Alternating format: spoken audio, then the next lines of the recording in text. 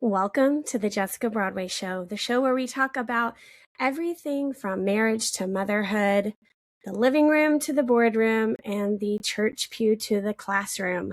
My hope is that through our discussions, you'll get some encouragement and endurance for the story that you're writing with your life and the journey that you're on. Today, I'm going to talk about gifts versus talents.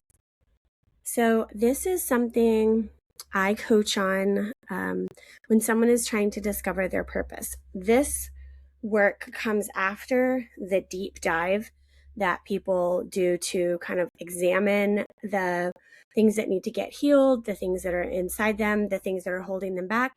That's kind of one piece of work. And as I say, you cannot receive tomorrow's blessings if your arms are full of yesterday's broken promises and burdens. So we have to kind of unload first, and then we become open to possibilities. So when I do the purpose work with people, it's kind of after they've gone through somewhat of a healing journey. And so we have some vocabulary. We've talked about how grief impacts us. We've talked about how words shape us, how we speak. We've kind of talked about all that stuff.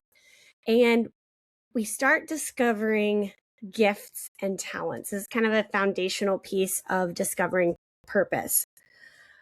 I haven't always quite understood them, and I am open to growth in this area and to seeing them from a different vantage point. But what I have found is that they're widely misunderstood and that most people don't know what their gifts are.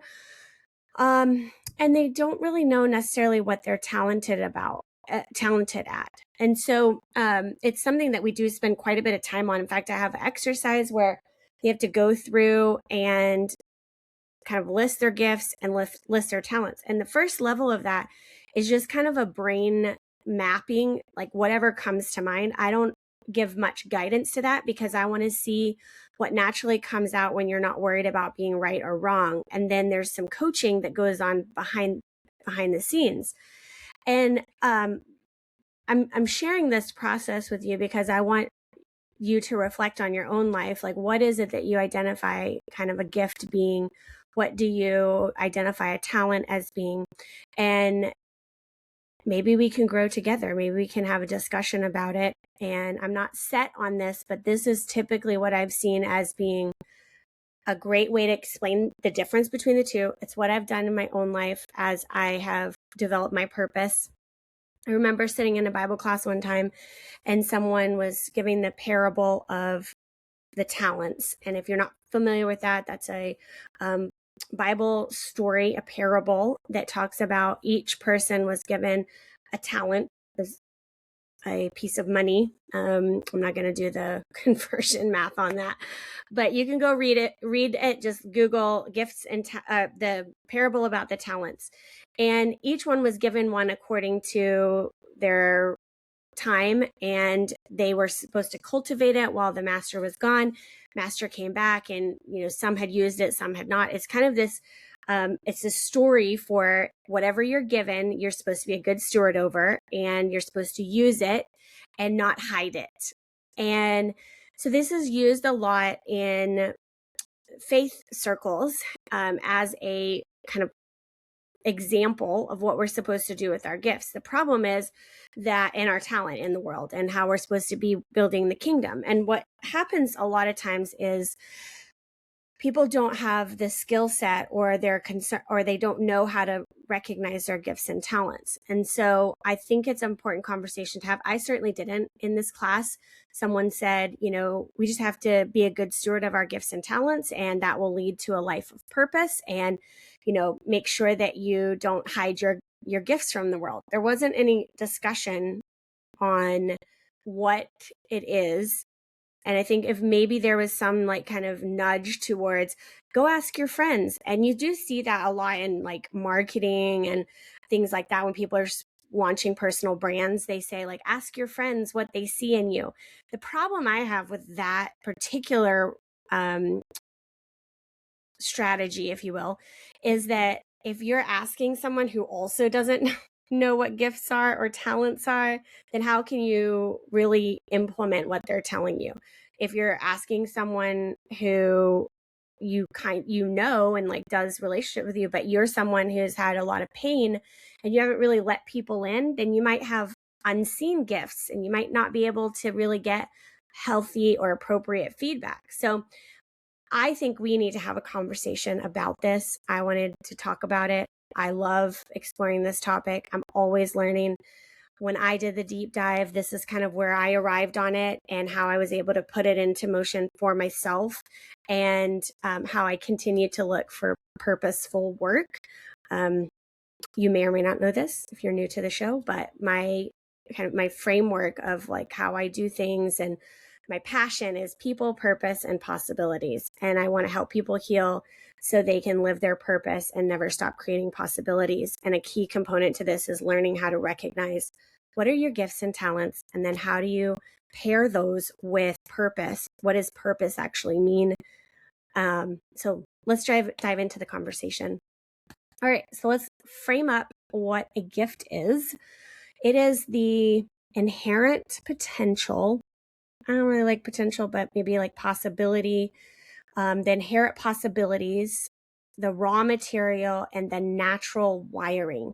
So we are all, like, look at your fingers. You have that fingerprint. We are all uniquely wired to who we are supposed to be, who we were created to be. So this is the inherent things about you. You cannot earn a gift. It is not something that you can necessarily just acquire. It is something within you. And side note, if you're carrying a lot of baggage, that's going to suppress gifts, and it's going to be hard for those gifts to really come out. So do that work, do the healing work, so we can see what your gifts are. But gifts are just that natural, innate thing about you. It would be like creativity, wisdom, empathy. It would be compassion. These are natural gifts, and you know these people. They're the people who are seem to effortlessly be able to listen to people, who can connect through conversations, who can build things, who the creatives of the world. Creativity is also very misunderstood, because creativity could be like a creative mind is even like an engineer figuring out how things work. It's not always mean that you're an artist or that you have a medium to display your creativity. Sometimes that is just creative problem solving, how you see the world. So these are gifts. Talent is the developed skill, the practiced expression, if you will, and the refining of the ability. So talents can be acquired. They can be, I can say like, okay, so I have a gift of wisdom. I have a gift of creativity, and I have talent for speaking to large audiences, for teaching workshops. I guess teaching is probably more of a gift too, but like learning how to teach. So are you doing modules? Are you doing like all of these are skills based, how you do it, how you express the gifting in the world. So podcasting would be a talent that I am still trying to learn. So I love what I do. I've been doing it for a really long time, but this medium or this talent is new to me. So I'm learning how to do it. Here's the problem that happens a lot, is that when someone isn't skilled at something, let's just take podcasting. If I'm not skilled at that, if I'm kind of rough in the beginning, if I'm trying to figure things out, because that feels uncomfortable, we end up blaming the gifting instead of looking at the talent and saying, oh, it's just a lack of skill. That can be acquired. You can acquire more skills. But the shame kind of hijacks the moment, that feeling of not being accepted. If you've listened to other episodes, I've talked about shame being different than guilt. Guilt is like the acknowledgement of doing something wrong and the feelings that come from that, whereas shame is the perception that how you are and who you are will not be accepted. And so it kind of makes us isolate. And so that fear of being rejected or people not accepting you or understanding you gets interpreted as, what business do I have doing this? I don't have the gift for that, because we've kind of enmeshed gifts and talents. So I want to encourage you to be open and be aware of, like, where is this a belief? Like, there's either a knowledge gap or a belief gap. The belief would typically lean more towards, do I believe I have gifts, right? If you don't, then that's like another conversation. And then the knowledge would be, have I acquired the knowledge to implement and become talented at? And there's a social kind of construct happening here too. If I was going to do this in like a demonstration, what I would share with you would be like a seed. I would have like this little seed. I like to do my demonstrations. I would have a seed in one hand and like a gardening tool in the other. I'd say the seed is the gift. It just exists. It's here. And then the tools that we use to plant, water, grow, cultivate, that knowledge about how to plant and how to grow, that is the talent. And when we serve others with the outcome, when we put that out into the world, that becomes a fulfillment of our purpose. So purpose is about being able to take a gift, pair it with a talent, right? Because I could have some gifts that I have not paired with talent or processed or kind of work towards development of. Or I could think that my talents are over here and I have some skill sets, but I haven't matched them with the gifting that I have. And so I don't feel fulfilled as though I'm using it. So there's this intersection between gifts and talents coming together for the purpose of serving others and the benefit of yourself and others. That's what gives that feeling of, I feel fulfilled because I have lived my purpose, the purpose of bringing the things that are natural to me and the work of expressing those in the world that feels meaningful. So if we want to cultivate purpose, we have to have these two, a lot of clarity around these two, and get rid of the shame and embrace the process of learning. So I told you there's this kind of social construct that's kind of grinding against us when we do this. We have a society that kind of fosters the applause for perfection. And even though we say like, oh, we don't have to be perfect, and we kind of play into that we think we don't have to be perfect, and we keep saying that, our behavior doesn't align with that. We clap and we hand out awards for mastery, right? But we don't often draw awareness to the messy middle. That's that part that we don't want anybody to see, right? It's okay if they see me not doing it. It's okay if they see the finished product, but that messy middle, man, it hangs us up. It's full of growth and development. It's full of possibilities, and it's really uncomfortable. It is vulnerable, and it opens us up to people's opinions. And when we start inviting opinions, then we start perhaps getting unqualified opinions, people who don't know us, don't know what we're trying to do, don't understand. And very quickly, we can get caught up in trying to explain our calling, our purpose, what we feel like we're meant to do. And I just have this little offshoot of advice for you. Your purpose, the thing you feel called to do, doesn't need to make sense to anybody else right now. It doesn't. It only needs to make sense to you.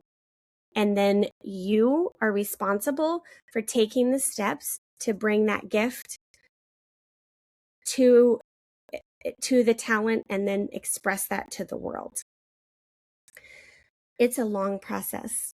Our brains, there's this neuroscience piece working as well, that our brains are hardwired to seek comfort, and your brain will choose pain as long as it knows what to do with the pain. So even when you get an opportunity to kind of take the next step or go the next way. If you don't feel safe in doing it, you haven't created safety around moving forward, then your brain will choose the comfort it knows, and it will choose to stay the same so that it can feel safe. And we have to disrupt that. We have to say, no, I'm not going to do that. The learning process is safe because I know that I'm honoring the gifts and the talents. This is why I feel like people understanding their purpose is so important, because once you understand that, it makes dealing with the adversity so much easier. It makes it an and moment. You can say, I feel uncomfortable. I want safety, and I know my purpose. And at the end of my life, I don't want to have any regrets about not sharing the purpose of being me with the world and sharing who I am, sharing my gifts, sharing my talents. I don't want any regrets. So as uncomfortable as it is, I've kind of created this safe framework for my brain that says the purpose is safe. Being who you are and who you were created to be is the safety. Staying the same is not. And so even when it's just uncomfortable and we don't have answers, if we understand our natural gifts, those become irrefutable. We stop questioning the gift and we look at the talent and we say, there's where the skill set is. Okay, I can develop talent, I can acquire talent. And in doing so, I will be honoring my purpose. Then that becomes safe. That's what lets your brain kind of unhook from the unknown and engage in the process of becoming. And that's where the growth happens. That's the messy middle that I love to be with people in. I love to work with them in that. I love to share that. It's why I'm doing this podcast. I'm demonstrating what it's like to take a gift and pair it with something that you may not be good at, but it's an acquired skill. Through repetition, you can do that and you can develop the skill for that. Can you absolutely pick the wrong medium or the wrong outlet? Yeah, you can. And then you try again. But don't ever question the gift. Be relentless in the pursuit of what talent is going to allow my gift the biggest expression, the furthest reach, and then don't quit pursuing that. I hope that maybe this provoked some thoughts, that it was encouraging to you, that it equipped you, that it cultivated some conversations. We have had a lot of conversations about this as I prepared for this episode. And I kind of did some reflecting on Facebook. I heard a lot of opinions there. And then I was actually talking to my husband about it. And we got to even have a deeper conversation about some unanswered questions. Are gifts only spiritual? Are gifts like kind of in two categories? Do we have spiritual giftings versus non-spiritual giftings? These are great questions that I think these conversations just make us connect better. They make us expand our ideas, and in the expansion is where possibility lies. So thank you for being here today.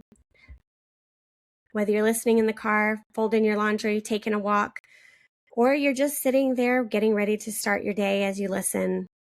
Until next time, love your people, live your purpose, and don't stop creating possibilities, because life is now in session.